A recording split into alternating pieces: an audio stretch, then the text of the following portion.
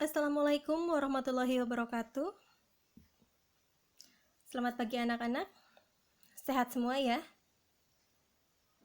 Pada pertemuan ketiga kali ini, Ibu akan membahas tentang nilai-nilai Pancasila dalam penyelenggaraan pemerintah. Sebelumnya, Ibu ucapkan selamat Hari Raya Idul Adha ya. Mohon maaf lahir dan batin. Anak-anak sekalian, Ibu sampaikan tujuan pembelajaran kita kali ini. Yang pertama, mendeskripsikan nilai subjektif dan objektif Pancasila. Yang kedua, menganalisis nilai-nilai Pancasila dalam praktik penyelenggaraan negara. Selanjutnya, mengapa nilai Pancasila ini perlu diaktualisasikan atau dilaksanakan atau diamalkan dalam penyelenggaraan pemerintah Indonesia? Kita lihat tujuannya. Nilai Pancasila harus dipandang sebagai satu kesatuan yang utuh di setiap praktik penyelenggaraan pemerintah yang mengandung makna. Ada sumber-sumber spiritual yang harus dipertimbangkan dalam memberikan pelayanan kepada masyarakat.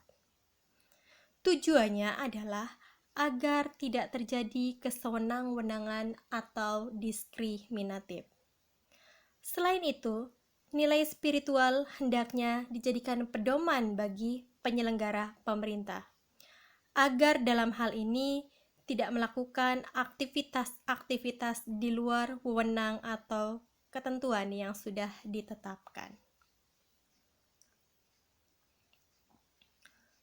Selanjutnya, apakah yang dimaksud dengan nilai subjektif dan objektif dari Pancasila? Nilai subjektif. Nilai subjektif artinya nilai tersebut merupakan hasil pemikiran bangsa Indonesia sendiri sepanjang sejarahnya. Nilai subjektif ini artinya kebenarannya tidak berlaku umum. Pandangan setiap orang bisa berbeda. Oke, yang selanjutnya kita lihat nilai objektif. Nilai objektif artinya nilai-nilai yang terkandung dalam Pancasila diakui kebenaran dan keadilannya tidak hanya oleh bangsa Indonesia, tapi diakui juga oleh bangsa lain.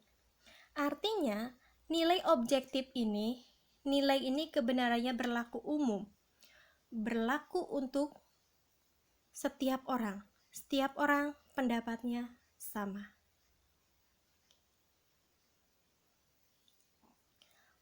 Kita lihat aktualisasi nilai Pancasila dari masing-masing sila.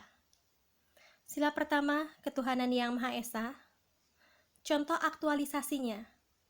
Yang pertama, menjamin penduduk untuk memeluk agama masing-masing dan beribadah menurut agamanya.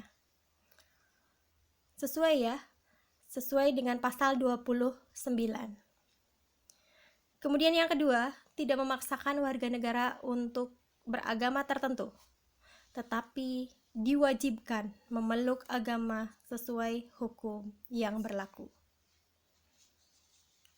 Yang ketiga adalah toleransi. Yang keempat, ateis dilarang hidup dan berkembang di Indonesia. Jelas ya, karena Indonesia adalah negara yang berketuhanan, maka ateis atau orang yang tidak memiliki agama dilarang hidup dan berkembang di Indonesia. Oke, kita lihat aktualisasi sila yang kedua. Kemanusiaan yang adil dan beradab. Rumusan sila kemanusiaan yang adil dan beradab memiliki makna kepaduan sifat-sifat, keberadaan serta hakikat negara dengan hakikat manusia yang bersifat monofruralis. Artinya, manusia tidak bisa hidup sendiri. Manusia adalah makhluk sosial dan membutuhkan orang lain dalam hidupnya. Contoh perwujudan sila kedua ini adalah yang pertama, menjunjung tinggi keadilan. Yang kedua, persamaan harkat dan derajat. Yang ketiga, menjunjung tinggi kemerdekaan sebagai hak semua bangsa. Sila yang ketiga, Persatuan Indonesia. Persatuan Indonesia adalah kunci semangat dan sumber motivasi sampai tercapainya Indonesia merdeka. Contoh perwujudan atau pengamalan dari sila ketiga ini adalah yang pertama, sifat atau sikap nasionalisme.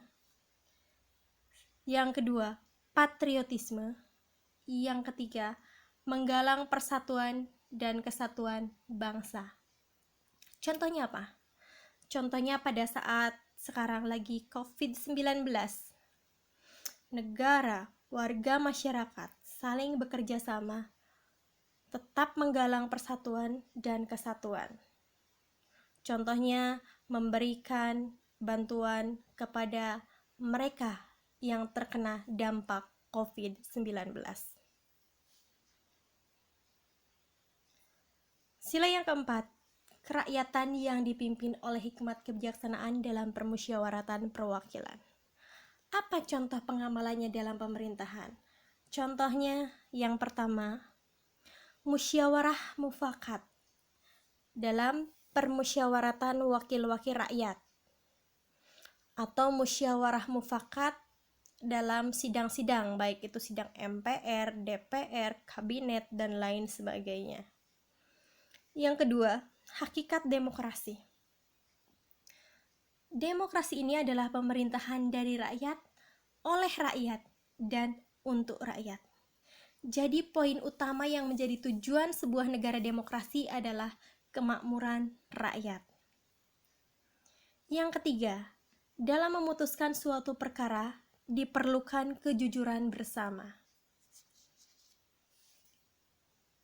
Sila yang kelima, keadilan sosial bagi seluruh rakyat Indonesia. Anak-anak sekalian, tujuan hidup bernegara ini termuat dalam nilai-nilai yang dapat diambil seperti keadilan sosial, kemakmuran, dan jaminan sosial. Ini bisa kalian lihat pada pembukaan UUD Negara Republik Indonesia tahun 1945, alinea keempat. Contoh pengamalannya dalam pemerintahan. Yang pertama, kemakmuran yang merata bagi seluruh rakyat. Jadi bukan kemakmuran di suatu daerah saja, tapi kemakmuran itu harus merata di seluruh wilayah Indonesia dari Sabang sampai Merauke. Yang kedua, adanya penghargaan terhadap hasil karya orang lain. Contohnya apa? Contohnya adalah hak cipta, hak milik. Yang ketiga, penolakan terhadap kesewenang-wenangan.